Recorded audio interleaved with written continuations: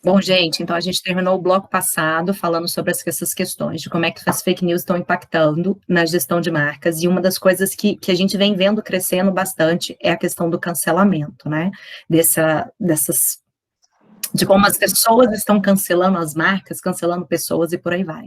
Então eu vou te chamar a professora Letícia, que ela tem uma pergunta nesse ritmo aqui pra gente, nesse mood.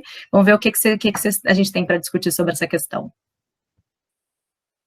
Boa tarde, Alana, obrigada pela sua presença. Então, assim, né, nessa questão do cancelamento, como que você acha que as marcas estão lidando também com isso? Até mesmo para a gente, né, repensar aí, assim, até os exemplos que você deu, né, no bloco anterior, né, o próprio, por exemplo, né, Carrefour, mas, então, como que as marcas, elas estão lidando com isso, com esse conceito do cancelamento, né? Ou se ainda não estão, como deveriam lidar?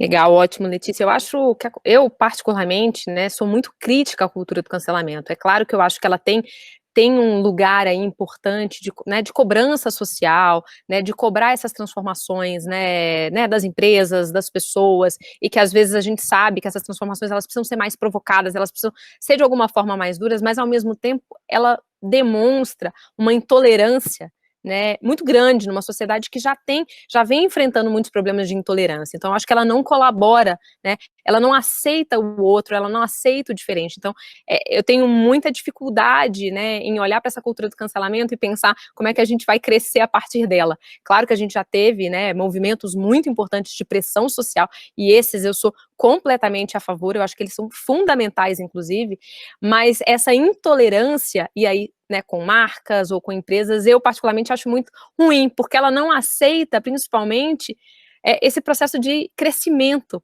que nós todos, né, inclusive as marcas, estamos passando, estamos lidando, né, então a gente precisa tolerar, aceitar melhor esse processo, né, de crescimento, de evolução, né, ainda bem que a gente está aqui para evoluir, ainda bem que a gente está aqui para mudar de ideia aí, né, imagina se a gente estivesse aqui para estar estagnados. Eu acho que as marcas, elas estão nesse lugar, muitas marcas estão passando por um processo muito grande de transformação, a partir da transformação da sociedade, a gente sabe, principalmente empresas muito grandes, né, é meio um elefante ali, né, para caminhar, né, então você precisa de muita pressão interna dos funcionários, pressão desses novos stakeholders, mas é aquele elefante pesado, que precisa de muita coisa para você movimentar, né, então, de alguma forma, as marcas precisam estar muito ágeis, claro, em acompanhar essas tendências, as transformações, né, elas, dependendo das estruturas, elas nunca serão exatamente da maneira como a gente, né, gostaria que elas fossem, porque a gente gostaria que elas fossem rápidas e talvez elas não sejam tão rápidas, tão ágeis, mas eu acho que é preciso se preparar.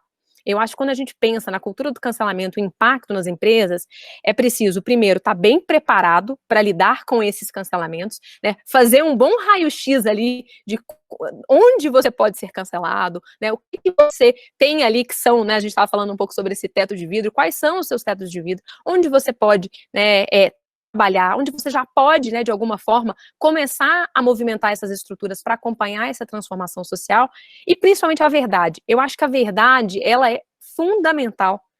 Quando a gente está falando, né, tanto da cultura do cancelamento, quanto da desinformação, quanto mais verdadeiro você for, inclusive em admitir, aceitar os erros, aceitar esse processo de transformação de uma forma clara, transparente, eu acho que a gente ganha, a sociedade ganha e a marca ganha também, né, em termos de reputação, em termos de honestidade.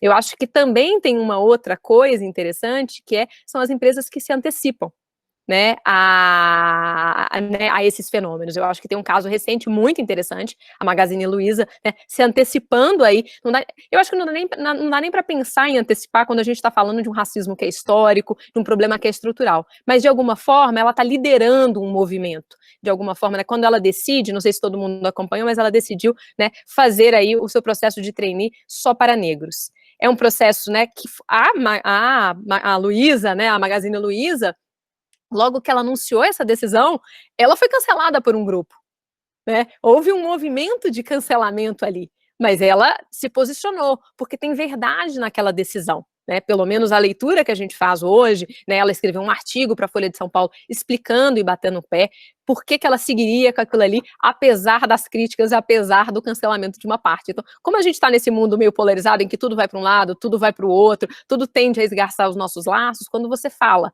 com verdade, quando você tem um propósito, e quando você consegue, né, dar transparência nesse caminho do porquê você está percorrendo, e claro, admitindo os erros, porque os erros serão cometidos, né, o tempo todo eles serão cometidos, eu acho que é um outro problema. Alana, acho interessante o que você disse anteriormente com relação à dependência das marcas da sociedade, né? E aí, muitas vezes eu fico me perguntando, quem é maior? Não é? A gente pega uma marca que é transnacional, que impacta em vários países, não é? Ela tem que se preocupar, falando um pouquinho dessa questão do cancelamento, não é? Então, quem é maior? E quem cancela? Será que é a sociedade que cancela, que está se cancelando, ou são as marcas? Essa pergunta ficou aqui atrás da minha orelha. Será que você pode nos ajudar? Como é que é a sua visão disso?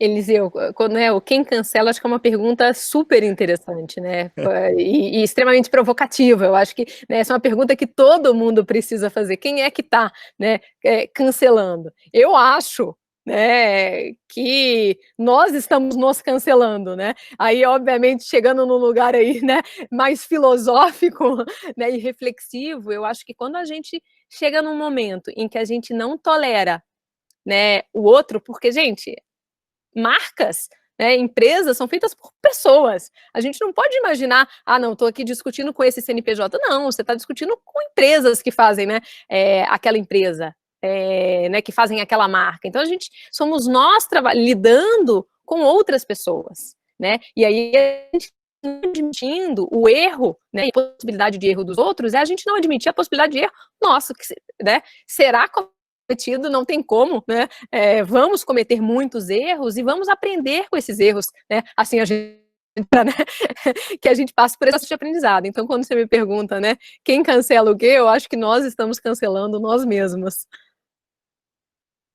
Você sabe que eu venho pensando muito sobre essa questão da cultura do cancelamento e apesar de hoje ter um rótulo, hoje ter um nome que chama cultura do cancelamento, gente, para mim isso não é novo, né? A gente sempre fez isso, a cultura do cancelamento, ela sempre existiu, só que numa outra dimensão.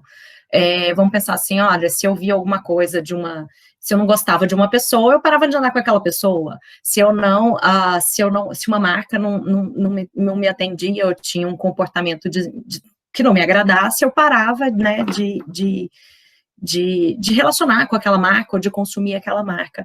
E eu fico me perguntando, gente, será que isso só não está exponencializado pelas redes? Porque a rede faz isso, né? Na sociedade que a gente vive, essa questão de estar exponencializado, de estar numa outra dimensão.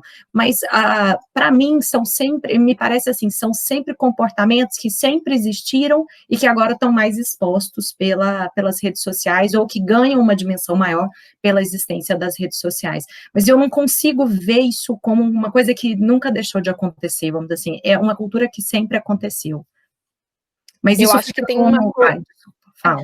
Rapidinho, eu acho que tem uma coisa interessante, Marina, eu acho que o comportamento, sim, é um comportamento completamente humano, a gente cancelar, né, e a escala das redes, eu acho que dá uma outra proporção, mas eu acho que tem um fator aí que mudou muito, que é o fator da transparência.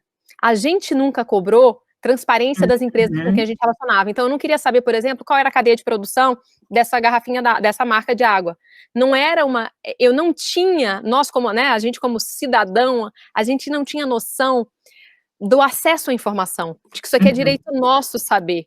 Eu acho que o componente de transparência mudou muito, claro, e aí as redes, elas dão escala, as redes, elas, né, permitem a gente ter muito mais transparência, hoje eu consigo acessar dados, eu consigo pesquisar, eu acho que a gente se tornou mais ativo também em cobrar essa transparência.